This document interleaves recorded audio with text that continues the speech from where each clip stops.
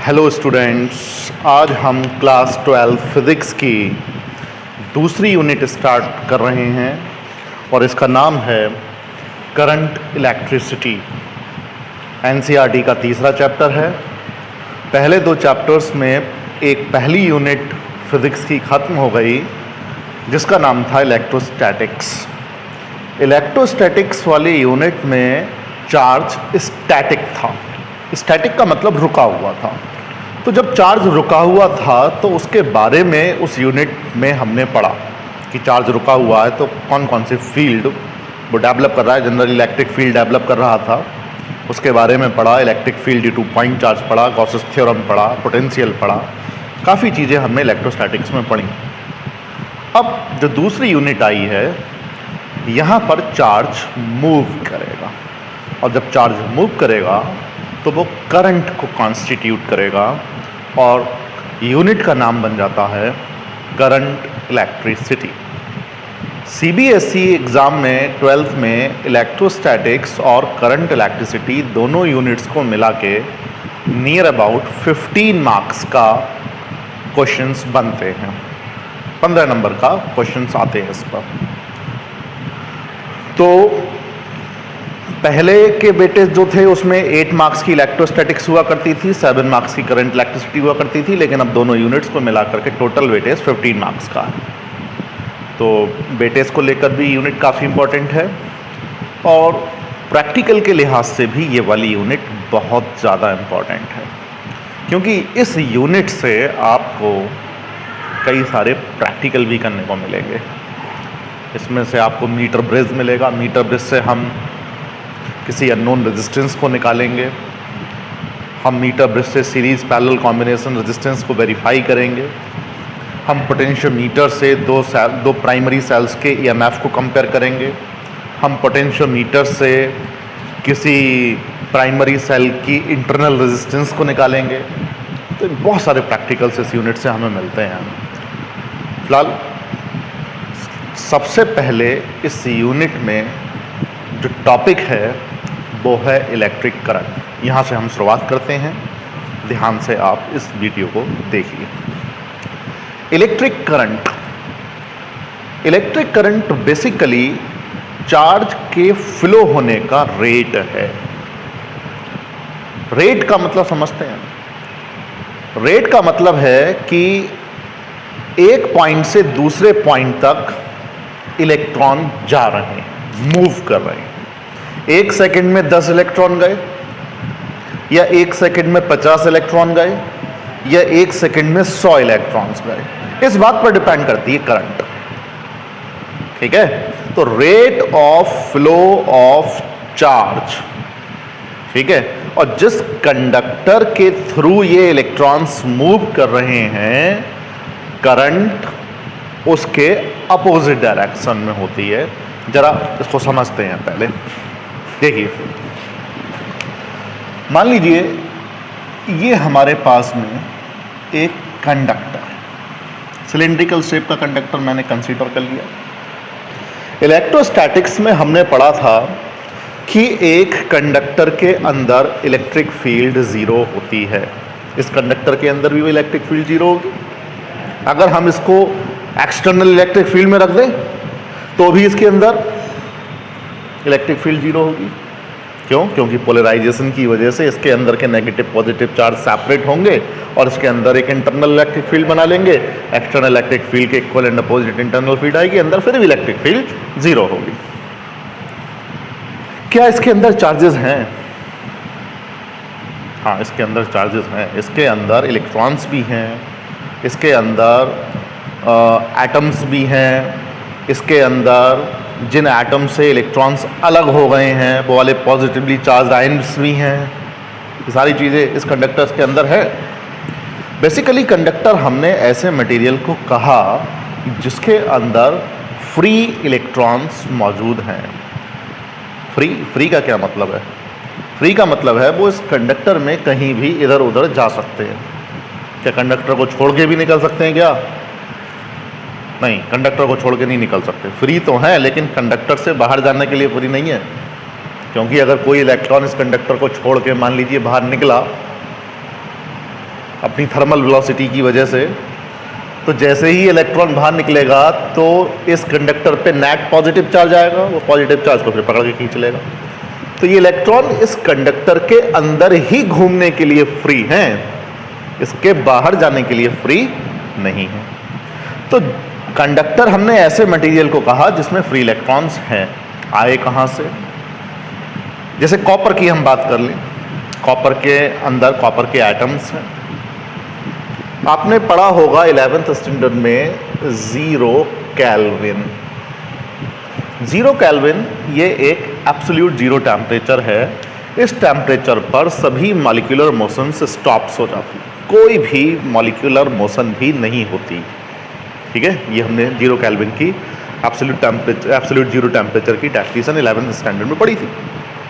लेकिन अगर हम रूम टेम्परेचर की बात करें जो 0 केल्विन से कहीं ज़्यादा है, जैसे फॉर एग्जांपल अगर मैं 25 डिग्री सेल्सियस की बात करूं तो 25 डिग्री सेल्सियस 0 केल्विन से कितना ज़्यादा है भाई? 273 और 25 298 डिग्री ज़्यादा। 298 इसको नियर अबाउट मैं 300 कह देता हूँ। तो 27 डिग्री सेल्सियस की अगर मैं बात कर लूँ तो इसका मतलब 300 केल्विन है। 300 डिग्री ज़्यादा है 27 डिग्री सेल्सियस 0 केल्विन के कंपैरिजन में। तो ऐसे टेम्परेचर पर जो कंडक्टिंग मटेरियल्स होते हैं उनके एटम से इलेक्ट्रॉन्स अलग हो जाते हैं, और जब इलेक्ट्रॉन अलग हो जाते हैं तो वो फ्री होते हैं पूरे कंडक्टर में मूव करने के लिए। और जिस स्पीड के साथ वो मूव करते हैं ये स्पीड बहुत ज़्यादा होती है। कितनी स्पीड होती है? लगभग 10⁻³ मीटर पर सेकेंड के ऑर्डर की रहती है। उससे भी ज़्यादा हो सकता है 10⁻³ टू 10⁻⁴ मीटर पर सेकेंड के ऑर्डर की स्पीड होती है इन इलेक्ट्रॉन्स की। अब बात ये आती है कि जब इन कंडक्टर के अंदर फ्री इलेक्ट्रॉन हैं, घूमने के लिए फ्री हैं, और हम नाम दे रहे हैं करंट इलेक्ट्रिसिटी, तो क्या इस कंडक्टर के अंदर इलेक्ट्रिक करंट होगी? चार्ज तो मूव कर रहा है और हम कहते हैं the rate of flow of charge is called electric current. तो अगर हम इस कंडक्टर को बैटरी से कनेक्ट ना करें तो क्या इसके अंदर करंट होगी? नहीं होगी। वजह क्या है? इलेक्ट्रॉन घूम रहे हैं लेकिन रैंडमली, उनकी कोई पर्टिकुलर डायरेक्शन नहीं है। एक इलेक्ट्रॉन यहां से चला, इधर घूमा, इधर गया, फिर इधर गया, फिर इधर गया, फिर इधर गया और वापस फिर वही। Net displacement zero, net displacement zero, net velocity zero. Speed तो है, वेलोसिटी नहीं। ठीक है, इसी वजह से कंडक्टर में इलेक्ट्रॉन के घूमने के बावजूद भी करंट नहीं है। क्यों? क्योंकि उन इलेक्ट्रॉन्स का एक नेट डिस्प्लेसमेंट नहीं, नेट डिस्प्लेसमेंट जीरो, जहां से चला वहीं आ गया। ठीक, तो एवरेज स्पीड तो है, एवरेज वेलोसिटी नहीं। ये इलेक्ट्रॉन जिस स्पीड से कंडक्टर के अंदर मूव करता है उसको हम थर्मल स्पीड बोलते हैं। और इन सभी थर्मल स्पीड्स का जो एवरेज होता है वो थर्मल वेलोसिटी का एवरेज जीरो होता है। थर्मल स्पीड तो होगी, थर्मल वेलोसिटी जीरो होगी। ठीक है, अगर मैं कहूं कि इस कंडक्टर के अंदर n इलेक्ट्रॉन्स हैं तो पहले इलेक्ट्रॉन की thermal velocity u1, then u2, then u3 and so on un, तो इन सब की थर्मल वेलोसिटी का एवरेज जीरो। एक कोई नेट डिस्प्लेसमेंट किसी भी इलेक्ट्रॉन का नहीं। ठीक, अब बात आती है इसमें करंट कैसे आती है। देखिए जरा इसको, जब हम मैकेनिज्म पढ़ेंगे तो और काफ़ी हम जब ड्रिफ्ट वेलोसिटी और रिलैक्सेशन टाइम के बारे में बताएंगे। अभी मैं उस टॉपिक पे नहीं जा रहा हूँ, बस बहुत हल्का सा आप लोगों को ब्रीफ कर रहा हूँ यहाँ पर मैं। इस कंडक्टर को एक बैटरी से कनेक्ट कर दिया। ये बैटरी का सिंबल है, इसका ये पॉजिटिव टर्मिनल है और ये नेगेटिव टर्मिनल है।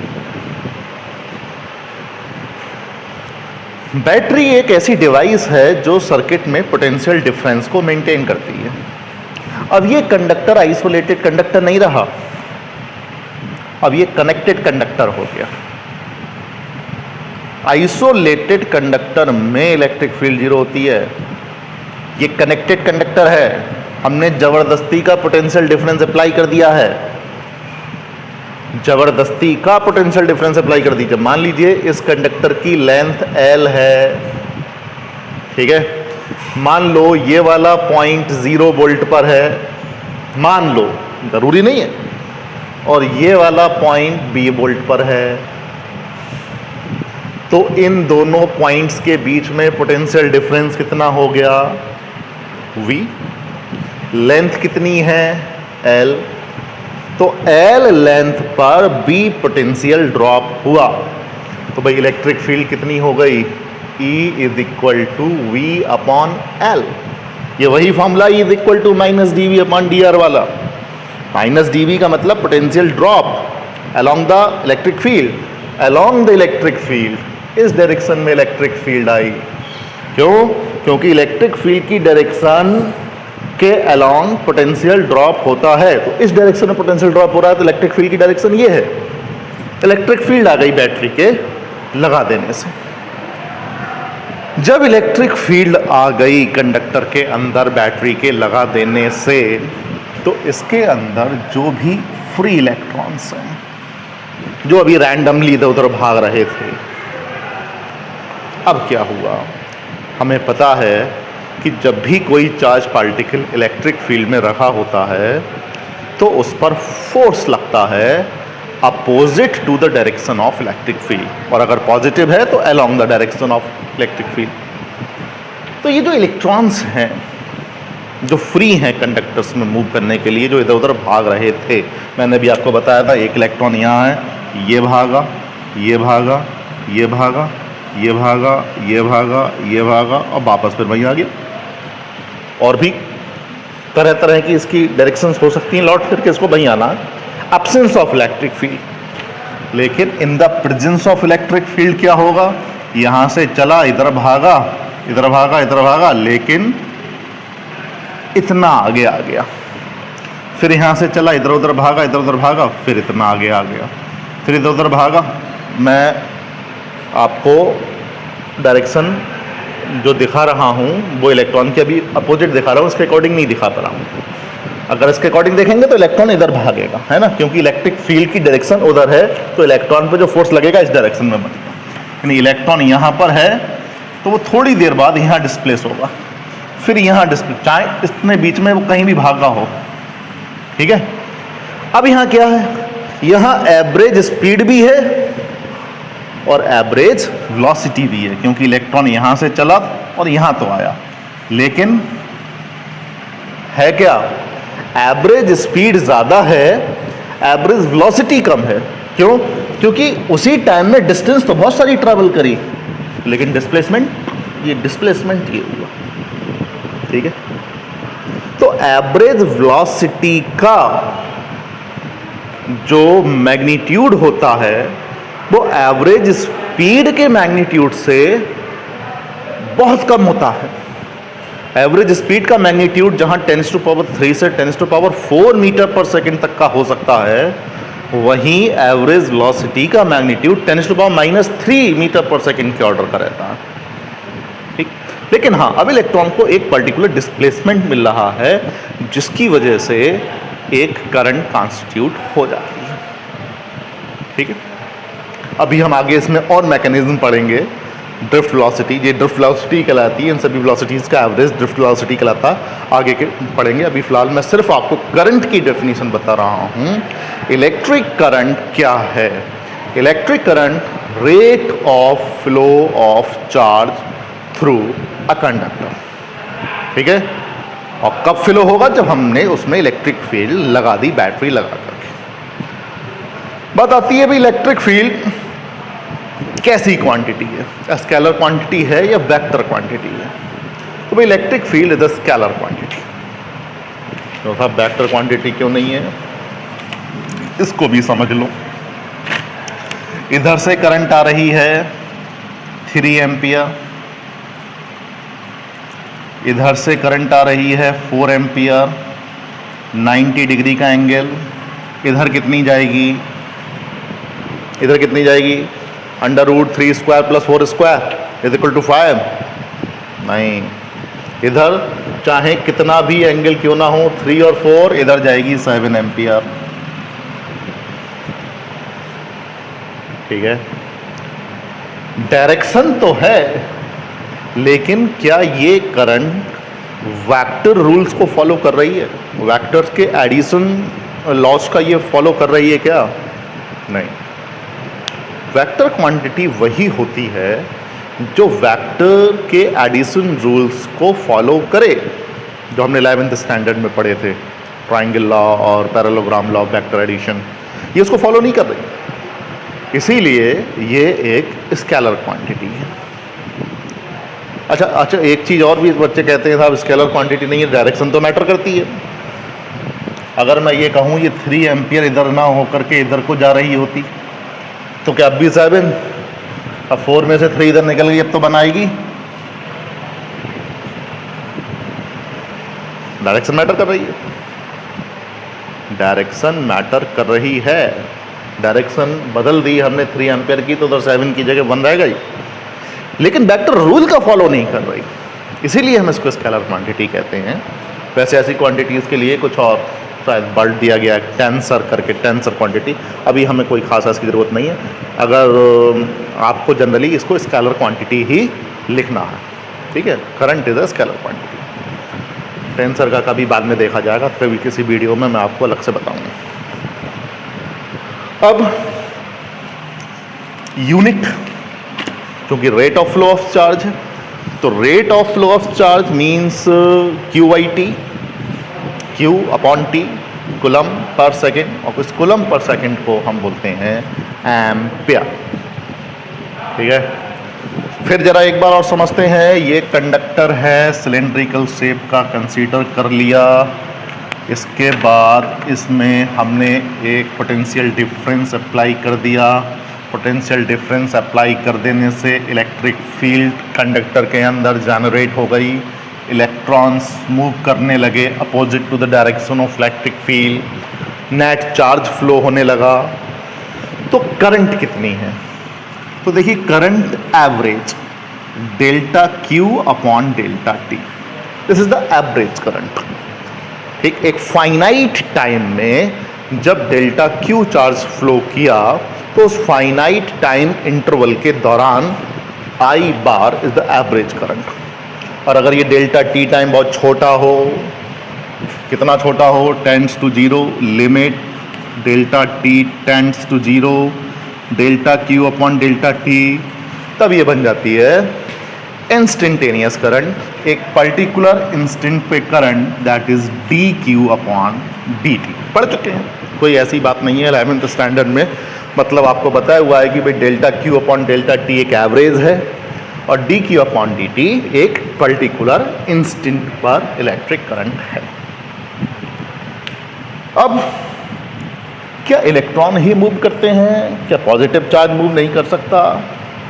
तो कंडक्टर के केस में इलेक्ट्रॉन ही मूव करते हैं, लेकिन अगर कोई इलेक्ट्रोलाइट हो, इलेक्ट्रोलाइट मतलब हमने कॉपर सल्फेट को घोल दिया पानी में, तो कॉपर सल्फेट जब घुला पानी में तो कॉपर आयन और सल्फेट आयन Cu++ SO4- अलग अलग हो गए। ऐसे केस में अगर हमने 2 इलेक्ट्रोड उसमें डाल दिए, ठीक है, और एक सेल लगा दिया जिससे पोटेंशियल डिफरेंस क्रिएट हो गया इलेक्ट्रोड्स के बीच में, फिर नेगेटिव आयंस भी चलेंगे और पॉजिटिव आयंस भी चलेंगे, यानी पॉजिटिव चार्ज भी मूव करेगा और नेगेटिव चार्ज भी मूव करेगा। इलेक्ट्रिक फील्ड के अलोंग पॉजिटिव चार्ज मूव करेगा और इलेक्ट्रिक फील्ड के अपोजिट नेगेटिव चार्ज मूव करेगा। यहाँ करंट केवल नेगेटिव चार्ज के फ्लो करने की वजह से नहीं होगी, यहाँ करंट पॉजिटिव चार्ज के फ्लो करने की वजह से भी होगी।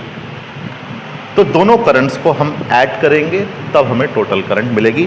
जनरली अभी हम यहाँ पर चूंकि कंडक्टर्स के बारे में ही पढ़ना है, इसलिए लगभग इस तरह के क्वेश्चंस आपको नहीं मिलेंगे। हाँ, अगर कहीं आ जाते हैं कि पॉजिटिव चार्ज अपोजिट डायरेक्शन में इतना और negative positive charge along the field इतना और negative charge opposite to the field इतने, तब आप दोनों करंट्स को निकाल के दोनों को ऐड करेंगे। ठीक है, तो अभी तक हमने पढ़ लिया इलेक्ट्रिक करंट क्या है, कैसे कंडक्टर में ये आई, इसकी ऐसा यूनिट क्या है, और ये स्केलर है या वेक्टर है। इसके बाद कुछ और चीज़ें हम पढ़ते हैं। यहाँ से टर्म एक रेजिस्टेंस की बनेगी। ज़रा देखिए क्या है, जब ये इलेक्ट्रॉन इस इलेक्ट्रिक फील्ड के अगेंस्ट मूव करते हैं तो केवल इलेक्ट्रॉन नहीं है कंडक्टर के अंदर, इस कंडक्टर के अंदर पॉजिटिवली चार्ज्ड आयंस भी हैं। ये वो आयंस हैं जिन एटम से इलेक्ट्रॉन अलग हो गया था, ठीक है, टेम्परेचर की वजह से, रूम टेम्परेचर की वजह से। तो वो आयंस, वो आयन भारी हैं, काफ़ी भारी हैं इस इलेक्ट्रॉन के कंपैरिजन में, वो बैठे हुए हैं जगह जगह। जब ये इलेक्ट्रॉन चलता है तो इन पॉजिटिवली चार्ज्ड आयन से टकराता है, और जब टकराता है तो अपनी एनर्जी को ये लूज कर देता है, अपनी एनर्जी खत्म हो जाती है इसकी एनर्जी। भाई opposite to the direction of electric field वो एक्सीलरेट हो रहा है, वेलोसिटी उसकी बढ़ रही है एक्सीलरेशन की वजह से, लेकिन टकरा गया जीरो वेलोसिटी। फिर कहाँ से मिल गई, इलेक्ट्रिक फील्ड मौजूद है, इलेक्ट्रिक फील्ड उसको फिर एक्सीलरेट करता है, भागो। फिर थोड़ी सी उसने वेलोसिटी गेन करी, फिर टकरा, फिर। तो ये जो पॉजिटिवली चार्ज आयन बीच बीच में बैठे हुए हैं, ये क्या कर रहे हैं, ये रेजिस्ट कर रहे हैं, रेजिस्ट, यहाँ से रेजिस्टेंस आती है। ठीक है, तो रेजिस्टेंस किसी भी कंडक्टर की एक प्रॉपर्टी है जो इलेक्ट्रिक करंट को रेजिस्ट करने का काम करती है, उसको अपोज करती है। जो मोशन है इलेक्ट्रॉन्स की, उनको अपोज करती है, रेजिस्ट करती है, ये रेजिस्टेंस। ठीक है, करंट हमने देखा तब आई थी जब पोटेंशियल डिफरेंस लगाया था। यहाँ से एक लॉ बनता है, 10th स्टैंडर्ड में हमने पढ़ा था, ओम्स लॉ। प्रैक्टिकली इसको वेरीफाई भी किया था लैब में। ठीक है, एक बार फिर जरा इसको देख लेते हैं। ओम्स लॉ, ओम्स लॉ क्या है कि अगर हमने किसी कंडक्टर के अक्रॉस बी पोटेंशियल डिफरेंस लगाया और बी पोटेंशियल डिफरेंस लगा देने से इस कंडक्टर में, तो भाई ये बी और आई का जो रेशियो होता है ये कांस्टेंट होता है। कब तक कांस्टेंट? कब तक? जब तक फिजिकल कंडीशंस चेंज ना हो। फिजिकल कंडीशंस माने कंडक्टर की भाई लेंथ ना बदले, कंडक्टर का क्रॉस सेक्शनल एरिया ना बदले, कंडक्टर का मटेरियल ना बदले, टेम्परेचर ना बदले, इतनी चीज़ें अगर नहीं बदलती हैं तो ये B/I का जो रेशियो होता है ये हमेशा कांस्टेंट रहता है, और इस कांस्टेंट को ही हम बोल देते हैं electric resistance of the conductor. तो ये जो V/I है ये उस कंडक्टर का रेजिस्टेंस है, और इस रेजिस्टेंस की ऐसा यूनिट बन जाती है भाई वोल्ट पर एम्पियर। यस, वोल्ट पर एम्पियर को हम एक सिंगल वर्ड यूज़ कर लेते हैं, दैट इज ओम, OHM, ओम। और उसको ओम को डिनोट करने के लिए हम इस तरह से ये बनाते हैं। ठीक है, तो ये हो गया आपका इलेक्ट्रिक रेजिस्टेंस के बारे में। अब बात आती है कि इस रेजिस्टेंस को कौन कौन से ऐसे फैक्टर्स हैं जो अफेक्ट करते हैं। ठीक, तो फैक्टर्स अफेक्टिंग इलेक्ट्रिक रेजिस्टेंस। देखिए, मैंने बताया आपको कि जब इलेक्ट्रॉन्स पर इलेक्ट्रिक फील्ड आती है और electron opposite to the direction of field भागते हैं, तो ये भागने में आयन से टकराते हैं। जितनी ज़्यादा ये आयन से टकराएंगे या जितना ज़्यादा लंबा इनको भागना पड़ेगा, उतनी ही ज़्यादा रेजिस्टेंस होगी। हम कह सकते हैं जो रेजिस्टेंस है वो कंडक्टर की लेंथ के डायरेक्टली प्रोपोर्शनल होता है। आप इस तरह से समझ सकते हैं, कोई एक गैलरी है, काफ़ी लंबी गैलरी है, उस गैलरी में बहुत बड़े बड़े स्टूडेंट्स खड़े हुए हैं। जैसे आपने देखा होगा कोई ऐसा स्कूल जो प्री एनसी से लेकर 12th तक होता है, 12th के बच्चे बहुत बड़े बड़े हैं और उसी स्कूल में फर्स्ट या सेकंड के छोटे छोटे बच्चे भी पढ़ रहे हैं। तो बड़े बच्चे तो एक जगह खड़े हुए हैं, वो भाग नहीं रहे हैं, लेकिन जो फर्स्ट सेकंड के बच्चे हैं वो भाग रहे हैं, उस गैलरी में भाग रहे हैं। जगह जगह 12th क्लास के स्टूडेंट खड़े हैं बड़े बड़े, अब वो बच्चे भाग रहे हैं। तो भागते पे उन 12th के स्टूडेंट से टकरा सकते हैं। अब वो गैलरी जितनी लंबी होगी उतना ही ज़्यादा रेजिस्टेंस उन बच्चों के लिए होगा, लेकिन अगर वो गैलरी चौड़ी हो जाए तो रेजिस्टेंस कम होगा, क्योंकि बच्चों को भागने की जगह मिल जाएगी, है ना। तो रेजिस्टेंस लेंथ के तो डायरेक्टली प्रोपोर्शनल है, लेंथ जितनी ज़्यादा रेजिस्टेंस उतनी ज़्यादा। लेकिन अगर क्रॉस सेक्शनल एरिया ज़्यादा होगा कंडक्टर का तो रेजिस्टेंस कम हो जाएगी। यानी दो फैक्टर तो कम से कम हमें यहाँ समझ में आते हैं कि जो R है एक तो लेंथ पे डिपेंड करता है सीधे सीधे, और एरिया के ये इन्वर्सली प्रोपोर्शनल रहता है। इसके अलावा एक और फैक्टर है, वो है नेचर ऑफ द मटेरियल। उसके बारे में हम बाद में चर्चा कर लेंगे, नेचर पे कैसे डिपेंड करती है जब मटेरियल्स पैरामीटर के बेस पे रेजिस्टेंस निकालेंगे। फिलहाल इन्हीं दो फैक्टर्स को देखते हैं, और जब इन दोनों फैक्टर्स को हम कंबाइन कर लेंगे तो R is directly proportional to L/A, और डायरेक्टली प्रोपोर्शनल का वही साइन हटाएंगे तो एक कांस्टेंट आएगा, और इस कांस्टेंट को बोलते हैं हम रो रेजिस्टिविटी या स्पेसिफिक रेजिस्टेंस। ठीक है, ये स्पेसिफिक रेजिस्टेंस होता है और किसी कंडक्टर के डायमेंशन पे ये डिपेंड नहीं करता, ये लेंथ पे डिपेंड नहीं करता, ये एरिया पे डिपेंड नहीं करता, ये केवल कंडक्टर के मटेरियल पे डिपेंड करता है और टेम्परेचर पे डिपेंड करता है। अगर हम इसकी डेफिनेशन देखना चाहें तो यहाँ से देख सकते हैं कि कोई एक ऐसा कंडक्टर ले लें जिसकी लेंथ 1 मीटर की है और उसका एरिया भी 1 मीटर स्क्वायर का है। तो ऐसे स्पेसिमेन वायर जिसकी लेंथ 1 मीटर है, cross sectional area 1 metre square है, ऐसे स्पेसिमेन वायर की जो रेजिस्टेंस होती है वो उस मटेरियल की रेजिस्टिविटी होती है, और इसको रो से डिनोट करते हैं। और अगर इसकी भाई यूनिट की बात की जाए, रो इज इक्वल टू RA/L, तो R ओम है और ये भाई मीटर स्क्वायर है, ये मीटर है, तो इसकी जो ऐसा यूनिट बन जाती है वो भाई ओम मीटर बन जाती है। डायमेंशनल फॉर्मूले भी आप निकाल सकते हैं, कोई दिक्कत नहीं है। ठीक है, आप बुक में देखेंगे आपकी समझ में आ जाएगा। ठीक, इसके बाद जो नेक्स्ट टॉपिक है वो है करंट डेंसिटी। देखिए, जब किसी कंडक्टर के अक्रॉस कोई एक बैटरी लगाई जाती है तो बैटरी के लगा देने से कंडक्टर में करंट सेटअप हो जाती है। तो अगर इस कंडक्टर में कोई करंट फ्लो कर रही है और उस करंट की डायरेक्शन या चार्ज का फ्लो कंडक्टर के क्रॉस सेक्शन के परपेंडिकुलर है, कंडक्टर के क्रॉस सेक्शन के परपेंडिकुलर है, तो ऐसे केस में इस क्रॉस सेक्शन का एरिया और ये जो करंट फ्लो हो रही है, जो करंट फ्लो हो रही है वो अपॉन एरिया, इस टर्म को हम बोलते हैं करंट डेंसिटी, और इसको J से डिनोट करते हैं। J is equal to I/A। क्या है करंट डेंसिटी? जब भी किसी कंडक्टर में करंट फ्लो करती है, करंट फ्लो करने का मतलब चार्जेस फ्लो करते हैं, तो वो चार्जेस अगर कंडक्टर के क्रॉस सेक्शन के परपेंडिकुलर फ्लो कर रहे हैं तो किसी भी क्रॉस सेक्शन से जो करंट डेंसिटी होगी या किसी भी पॉइंट पर जो करंट डेंसिटी होगी वो उस पॉइंट पर करंट पर यूनिट एरिया होगी, जबकि करंट उस क्रॉस सेक्शन के परपेंडिकुलर हो।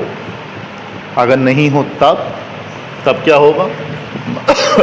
मान लीजिए करंट तो फ्लो कर रही है इस तरह से और क्रॉस सेक्शन है इस तरह से, तो ऐसे केस में जो ये क्रॉस सेक्शन है, मान लीजिए इसका एरिया अगर ए है तो भाई ये एरिया वेक्टर है। मैंने बताया था एरिया वेक्टर जो होता है वो क्रॉस सेक्शन के परपेंडिकुलर डायरेक्शन में होता है।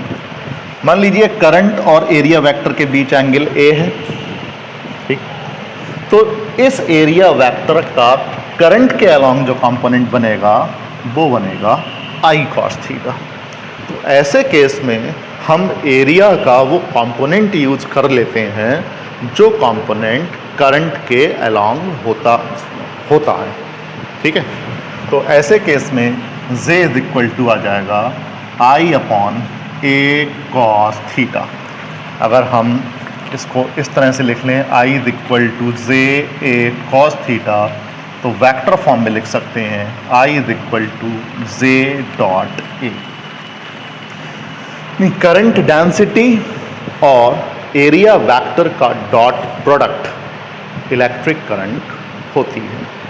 यहाँ से आप करंट डेंसिटी की ऐसा यूनिट और डायमेंशनल फार्मूला भी निकाल सकते हैं। इसके बाद दो टर्म्स हम और पढ़ेंगे, वो हैं इलेक्ट्रिकल कंडक्टेंस और कंडक्टिविटी। इलेक्ट्रिकल कंडक्टेंस को हम G से डिनोट करेंगे और कंडक्टेंस का मतलब होता है रेसिप्रोकल ऑफ रेजिस्टेंस।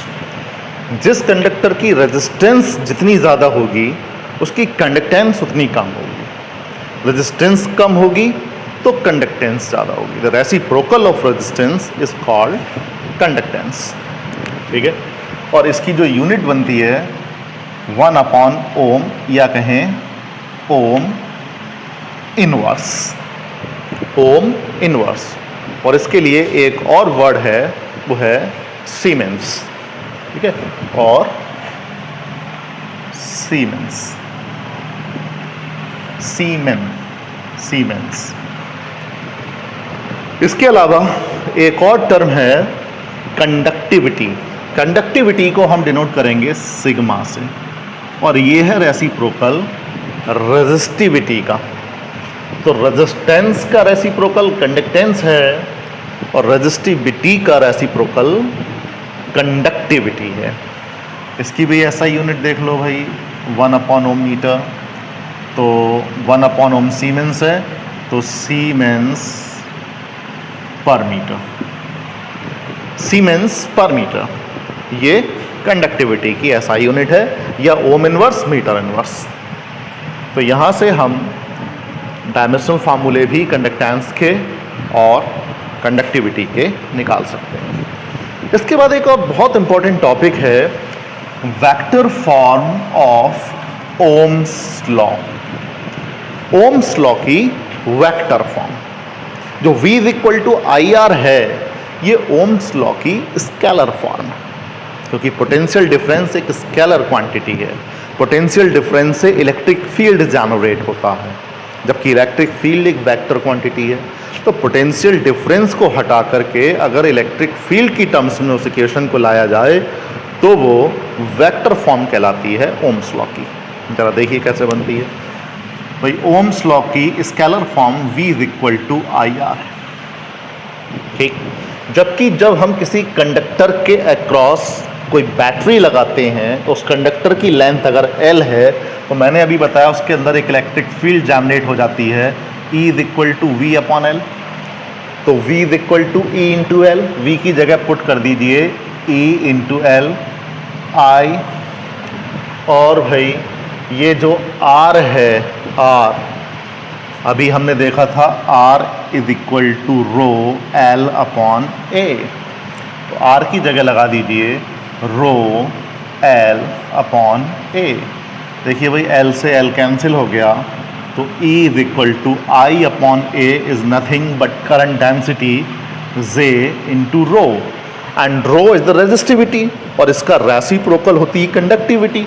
तो E is equal to J upon sigma और J is equal to sigma E, ठीक है। देखिए वहाँ पर करंट थी स्केलर क्वांटिटी और यहाँ करंट डेंसिटी वेक्टर क्वांटिटी। तो ये जो टर्म है ये वाली J is equal to sigma E, this is called vector form of Ohm's law. ये भी एग्जाम में सीधे सीधे पूछ लिया जाता है। इसके बाद में बस एक छोटा सा टॉपिक मुझे आपको और बताना है, that is colour coding of carbon resistors. बस इसको और देख लीजिए, फिर बाकी के टॉपिक्स अगले वीडियो में मैं आपको बताऊंगा। जब किसी रेजिस्टेंस में जो पावर का कंजम्पशन होता है वो बहुत कम होता है, 1/4 वॉट्स, 1/2 वॉट्स, 1 वॉट्स, इस तरह से अगर पावर का कंजम्पशन होता है रेजिस्टेंस में, तो जो मैन्युफैक्चरर होता है रेजिस्टेंस का, वो उस रेजिस्टेंस पर रेजिस्टेंस की वैल्यू नहीं लिखता, बल्कि कुछ कलर्स की स्ट्रिप्स बना देता है। उस कलर्स की स्ट्रिप्स को देख करके ही हम ये पता लगा लेते हैं कि ये रेजिस्टेंस कितने ओम्स की है। तो पहले हमें इसके लिए अलग अलग कलर्स का क्या कोड है ये याद रखना पड़ेगा। ज़रा देखिए, याद रखने का तरीका भी आप यहाँ से समझ लीजिए। हम इस तरह से इसको पढ़ेंगे, BV Roy, VV Roy, great Britain, very good wife. अब सेंटेंस तो नहीं बना, तो सेंटेंस को बनाने के लिए VV Roy of great Britain has very good wife. अब सेंटेंस बन गया, इससे आप याद रख सकते हैं। ठीक, V का मतलब ब्लैक, इस B का मतलब ब्राउन। अब ये आपको याद रखना पड़ेगा, वही पहले ब्लैक है बाद में ब्राउन है, फिर रेड, फिर ऑरेंज, फिर येलो, फिर ग्रीन, ये भी याद रखने का, वही ग्रीन है, ये ग्रे है, फिर ब्लू, फिर वायलेट, फिर ग्रे एंड देन वाइट।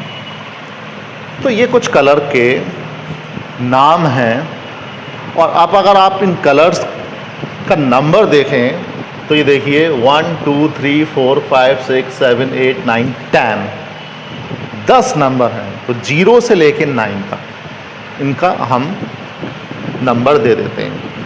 तो इसका नंबर है 0, इसका 1, इसका 2, इसका 3, इसका 4, इसका 5, इसका 6, इसका 7, इसका 8 और इसका 9।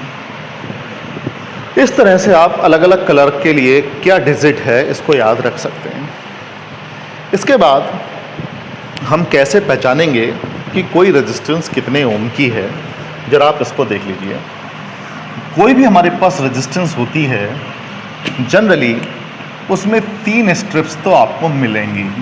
जैसे मान लीजिए ये एक रेजिस्टेंस है, इस रेजिस्टेंस में ये पहली स्ट्रिप, ये दूसरी स्ट्रिप और ये तीसरी स्ट्रिप, एक 4th स्ट्रिप भी हो सकती है जो बिल्कुल लास्ट में जाकर होगी।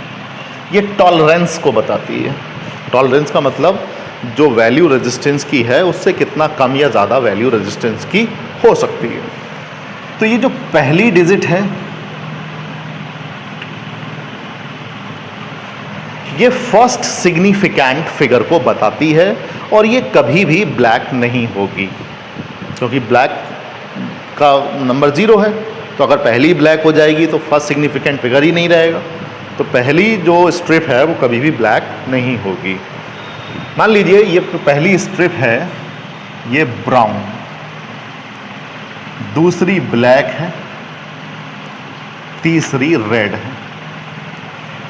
तो पहली 2 स्ट्रिप्स फर्स्ट 2 सिग्निफिकेंट फिगर्स को बताती है। तो ब्राउन का जो कलर है, कोड है, ब्राउन का 1 है, ब्लैक का 0 है। ठीक है, तो 1 0 10 हो गया। और ये जो तीसरी स्ट्रिप होती है इसका जो डिजिट है वो 10 की पावर में जाता है, यह मल्टीप्लायर होता है। तो बी रॉय 0 1 2, रेड का 2, तो यहाँ पे 2 नहीं लिखा जाएगा, 10⁻²2 लिखा जाएगा, 10⁻², यानी जो भी कलर होगा उसकी डिजिट 10 की पावर में जाएगी। इतने ओम की रेजिस्टेंस रहती है, तो 10 × 10⁻², इसका मतलब ये 1000 ओम की रेजिस्टेंस है या 1 किलो ओम की रेजिस्टेंस है। तो 1 किलो ओम की रेजिस्टेंस में जो कलर्स होंगे वो ब्राउन, ब्लैक और रेड होंगे। अब बात कर लेते हैं फोर्थ बैंड की। तो फोर्थ बैंड या तो गोल्डन होगा या सिल्वर होगा या कोई कलर इसका नहीं होगा, नो कलर। अगर गोल्डन है तो 5% की टॉलरेंस हो सकती है, सिल्वर है तो 10% की हो सकती है, और अगर कोई कलर का बैंड नहीं है तो 20% तक का टॉलरेशन हो सकता है। मान लीजिए यहाँ पर गोल्डन है, जैसा कि ज़्यादातर होता है, तो 10 × 10⁻² का मतलब हो गया 1 किलो ओम, और गोल्डन का मतलब ±5%। तो 1 किलो ओम की रेजिस्टेंस है और 5% ± इस रेजिस्टेंस का हो सकता है। इस तरह से हम कलर्स को देख करके ये बता सकते हैं कि ये कितने ओम की रेजिस्टेंस है। आज की वीडियो में इतना ही। आज आप इसको ध्यान से देखिए, अगली वीडियो में हम आगे के टॉपिक्स लेके आएंगे। बहुत बहुत धन्यवाद।